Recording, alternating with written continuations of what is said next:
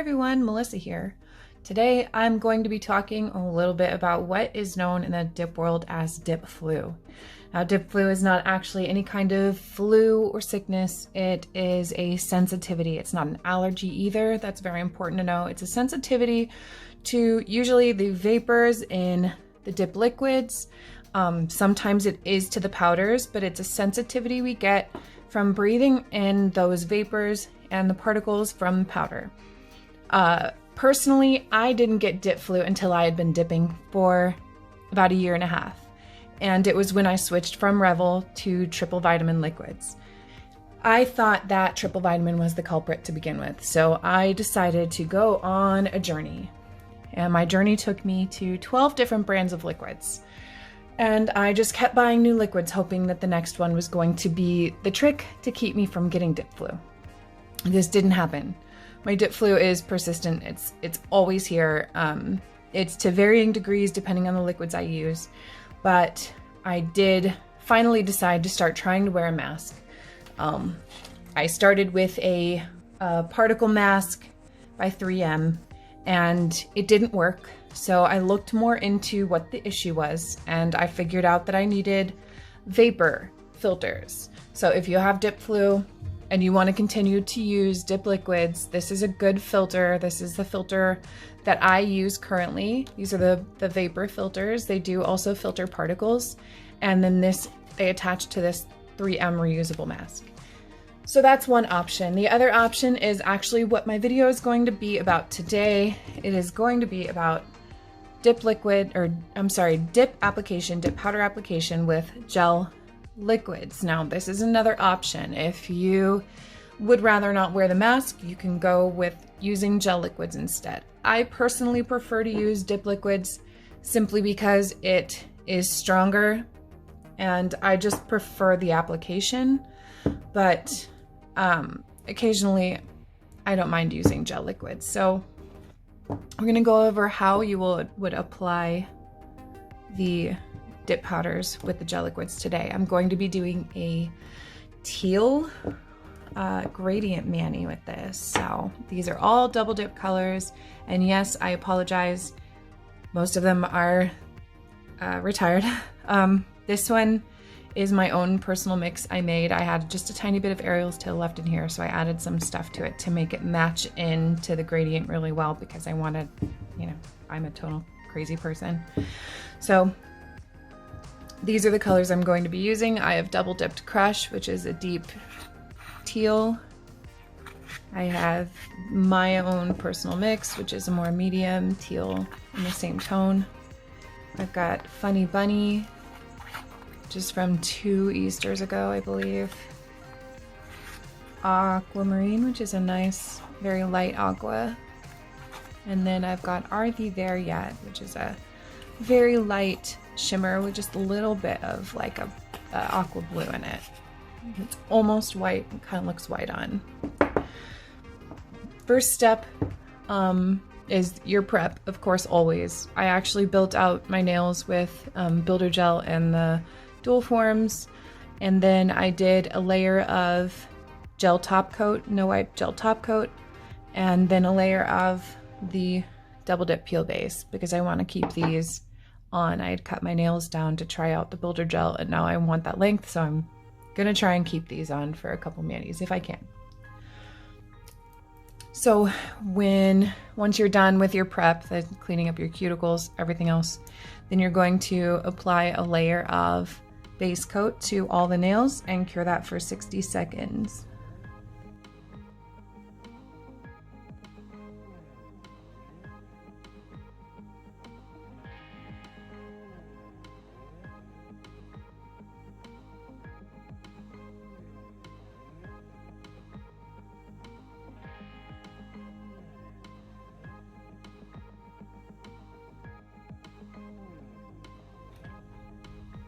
Okay, once that base layer is cured, we're gonna go ahead and I'm gonna open these up just to get ready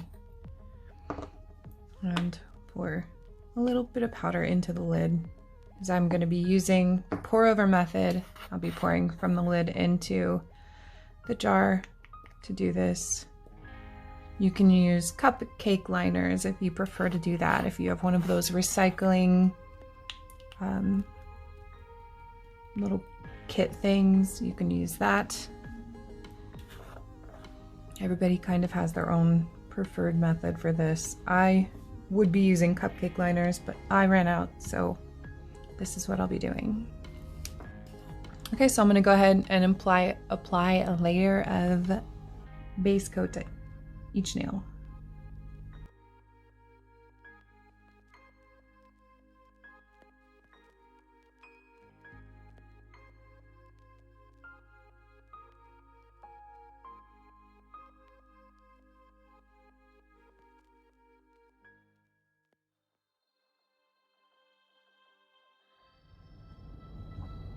Okay, I'm gonna take my nail over each jar and just pour, dip over, making sure that I cover up the sides and everything. Tap off excess in the tip.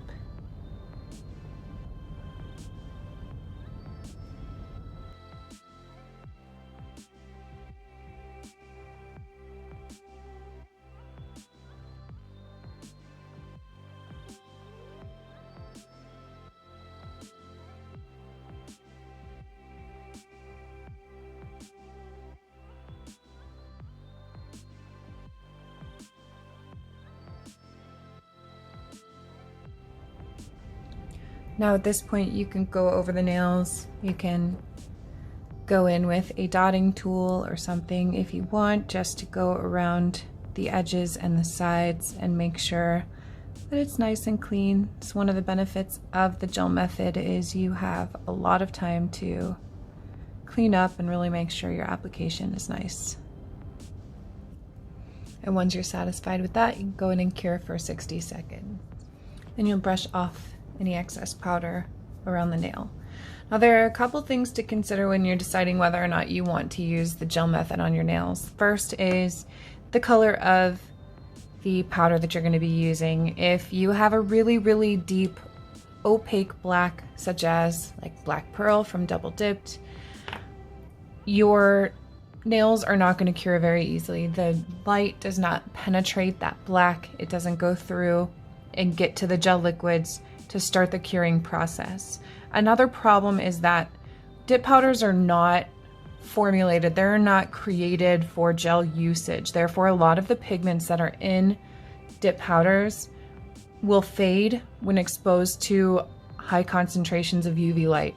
So there are certain kinds of colors, bright colors, and then also depending on the brand and the pigments they use, that may fade with UV gel usage. So that's something to keep in mind, and if you're concerned about that, you can always swatch using the gels as well. That way you know if the color is one that's going to fade or if it's one that's not going to cure properly.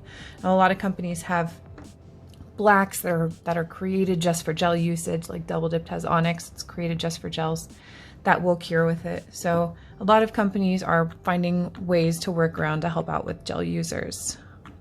So now all we're gonna do is I'm gonna do the same process 2 more times. So I have 3 full dips on each nail.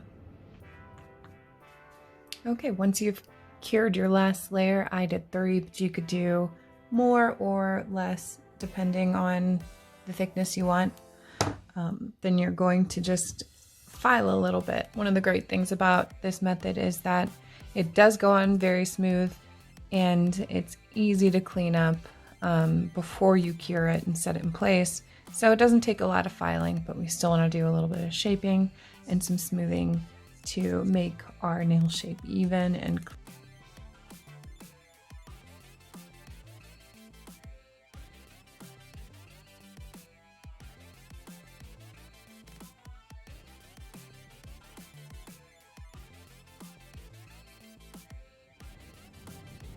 Okay, now once you've reached a shape that you're happy with and a smoothness you're happy with, you don't want to buff them too smooth. You want a little bit of roughness in there because it's going to help the gel adhere so that you can do a top coat. Now I still like to go in with a layer of base coat first, just to make sure that no wipe top coat doesn't wipe off. You want that tacky layer to help it adhere.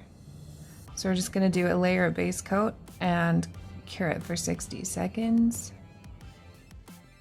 Okay, and then we will do a layer of gel top coat. I'll be using the Double Dip No Wipe top coat, and we will cure that for 60 as well.